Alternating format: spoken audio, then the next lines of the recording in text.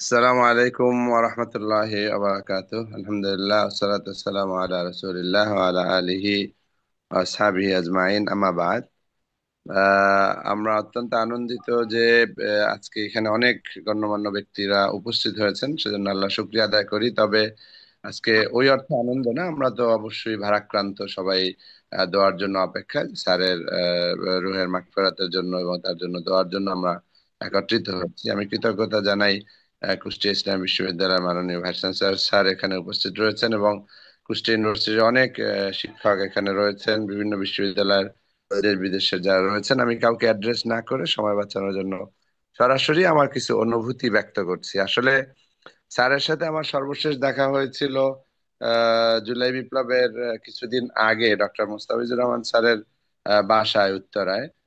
তার উপরে একটা স্মারক গ্রন্থ বের করা নিয়ে তো আমার এখনো স্মৃতিতে ভাসে যে কিভাবে তিনি আদর করেছেন আমাকে, কিভাবে আদর না শুধু মানে বলা যায় যে মানে সম্মান। হ্যাঁ, ছোট মানুষ কিন্তু তারপরেও স্যার খুব বেশি করে সম্মান করেছেন। তার যে নম্রতা, তার আমি হয়তো সন্তানদের মতো, কিন্তু তিনি আমার সাথে খুবই ভালো আচরণ করেছেন। নম্রতা, ভদ্রতা, সৌজন্যতা এটা তিনি দেখিয়েছেন। তো ওই অল্প সময় স্যারের সাথে কিছু কথা হয়েছে, তার মধ্যে জিজ্ঞাসা করেছিলাম যে স্যার আপনার সময় কিভাবে কাটে। তো এখনো মনে ভাসে যে এই তখন হয়তো 82 বছর বা 81 বছর বয়স। বলে যে আমি প্রায় দিনের অধিকাংশ সময় তেলাওয়াতের মধ্যে আমার কাটে, আমি এতে ভালো লাগে, আমার সুস্থতা অনুভব করি, বা আমি আনন্দ পাই, মজা পাই, তৃপ্তি পাই।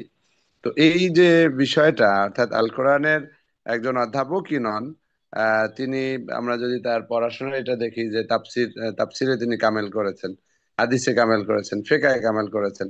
তো অর্থাৎ তিনি কোরআনকে আসলেই ধারণ করতেন, যার কারণে তার জীবনের শেষ পর্যায়ে এসে আমাকে এই কথাটা বললেন যে দিনের অধিকাংশ সময় আমি কোরআন করি, তেলাওয়াত করি। আমার মনে নেই এক্স্যাক্টলি কত পারার কথা বলছেন, যতদূর মনে পড়ে যে এরকম 10 পারার মতো হবে। 2-3 দিন বা 4 দিনে তিনি খতম দেওয়ার অভ্যাসটা এটা তিনি জারি রেখেছেন এই শেষ বয়সেও। এটা কিন্তু একটা বিরাট ব্যাপার যে আমরা পুরো বছরেও অনেক সময় খতম দেওয়া হয় না, কিন্তু স্যার রেগুলার এই তেলাওয়াতের মধ্যে ব্যস্ত ছিলেন। স্যারের যে কর্মচঞ্চলতা, এটাও আমাকে মুগ্ধ করে। আমি ঢাকা বিশ্ববিদ্যালয়ে পড়ার সময় বা বিভিন্ন সময় দারুণ নাজাতে কিছু প্রোগ্রামে স্যারের সাথে দেখা হয়েছে, তখন একান্তে কথাবার্তা হয়েছে। তো তার মধ্যে সবসময় একটা মানুষকে জাগাইয়ে তোলা বা সবাইকে করা, যে উৎসাহ দেওয়া, সেটা আমি আমি দেখেছি। আর আমার সাথে আরেকটা ভালো সম্পর্কের কারণ ছিল যে আমি জানি না আমার নানা কায়েদ শাহ হুজুরকে স্যার সরাসরি শিক্ষক হিসাবে পেয়েছেন কিনা, কিন্তু স্যারের শিক্ষকের শিক্ষক ছিলেন আমার নানা, অর্থাৎ ডক্টর মুস্তাফিজুর রহমান স্যারের শিক্ষক ছিলেন কায়েদ শাহ হুজুর। তো সেই হিসাবে হোক আর যেভাবেই হোক, কায়েদ শাহ হুজুরের নাতি হওয়ায় আমাকে একটু বেশি আদর করতেন, এবং গল্প জুড়ে দিতেন নানার ব্যাপারে, এবং আমাকেও উৎসাহ দিতেন যে তুমি তার মতো হও বা এই করো। এবং কায়েদ শাহ হুজুরের যে চরিত্র, ইত্তেহাদ মাল ইখতিলাফ, ইউনিটি ইন ডাইভার্সিটি, সেটা আমি স্যারের মধ্যেও দেখেছি। আমিও চেষ্টা করি দল মত নির্বিশেষে সবার সাথে মিশে থাকা, বা সবার উপকার করা, সবার কল্যাণ কামনা করা, দিন ওয়ান নসিহা, সেটা স্যারের মধ্যে দেখেছি। আর যেটা তার জীবনীতে আছে, তারপরেও বলি যে সব ধরনের শিক্ষা হওয়ার কারণেই খতিবের দায়িত্ব পালন করতে পেরেছেন। আমিও একটা জায়গায় খুতবা দেই, অর্থাৎ আমরা অনেক সময় যারা জাস্ট আরবি শিক্ষিত হলে সমস্যা হয় কি, অনেক সময় জেনারেল মানুষের সাইকোলজি বোঝা যায় না, কিন্তু স্যার কিন্তু একই সাথে এই জেনারেল লাইনেও পড়াশোনা করেছেন। তারপরে আবার সবগুলো অঙ্গনে তার শিক্ষকতা, অর্থাৎ দেশে বিদেশে, কলেজে, বিভিন্ন ক্ষেত্রে রয়েছে। তো এই জিনিসটাও আমি তুলে ধরতে চাই যে আসলে জাতির নেতৃত্ব দিতে হলে আমাদের শুধুমাত্র ইসলামী শিক্ষা অথবা শুধুমাত্র কোরআন এবং হাদিসের শিক্ষা, হ্যাঁ ইসলামী শিক্ষাই সব আছে, কিন্তু আমরা ইসলামী শিক্ষা বলতে তো শুধু অনুবাদ আর আয়াত আর হাদিস মনে করি অনেকে। এটা না করে বরং ইসলামকে আরো হলিস্টিকলি দেখা, খুব বড় আকারে দেখা, সেটা স্যারের মধ্যে আমি দেখেছি। অর্থাৎ আল কোরআনের শিক্ষক হওয়া সত্ত্বেও ইসলামী হুকুমত, ইসলামী সমাজ বাস্তবায়ন, যেই যে বলা হলো যে মসজিদ মিশন, অনেক বড় খেদমত তাদের। তো সেটার সহসভাপতির দায়িত্ব পালন করা, এটা চারটিখানি বিষয় নয়, স্যার এটা করেছেন।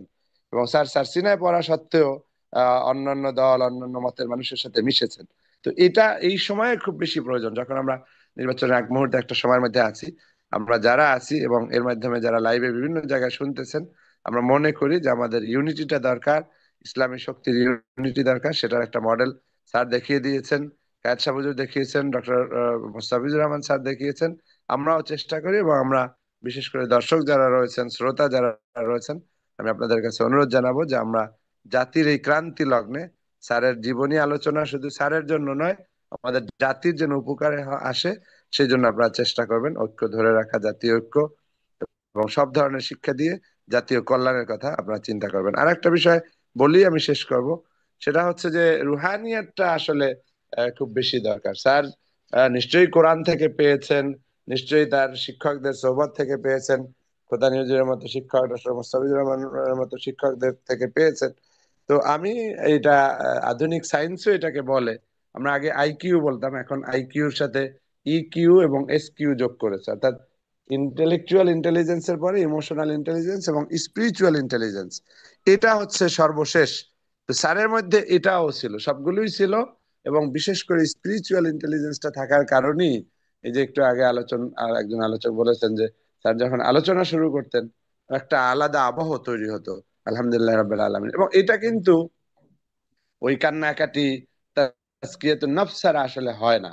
একটা মানুষ চাকচিক্য দিয়ে সুন্দর করে ভাষা দিয়ে কথা বললেই হয় না।